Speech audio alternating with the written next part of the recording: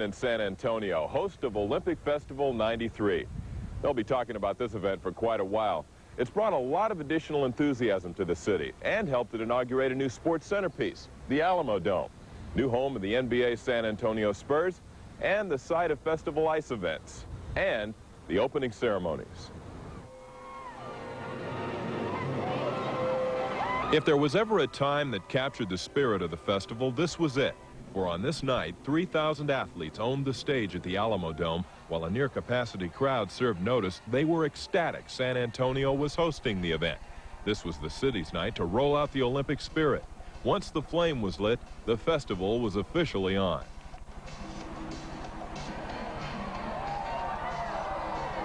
They got things rolling last Friday night, and then the real action started.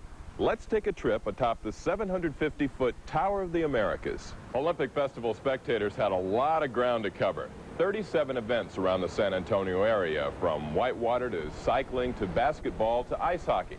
Among the participants were more than 30 Atlantans, and one of them approached these games from a very unique perspective.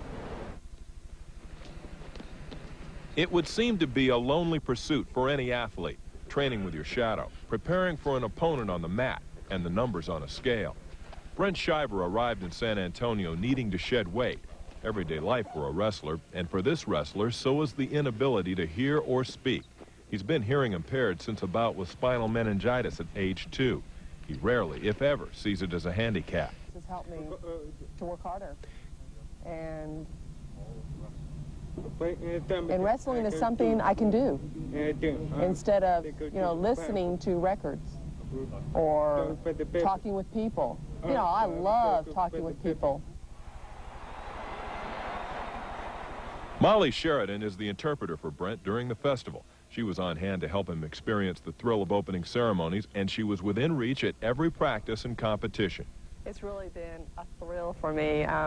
Really, to be honest, I wish I could be his interpreter all the time, because I've learned a lot about wrestling. Of course, there's a lot I don't know, but his attitude and has really been inspirational.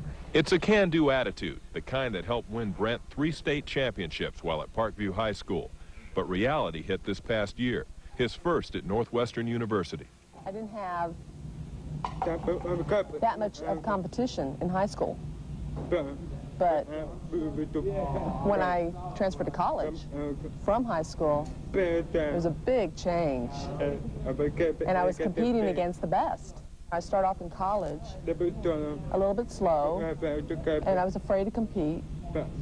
But now I feel I have more confidence, and I can reach my potential. Brent has the same dream as a lot of the festival athletes, participating in the 1996 Atlanta Summer Olympics.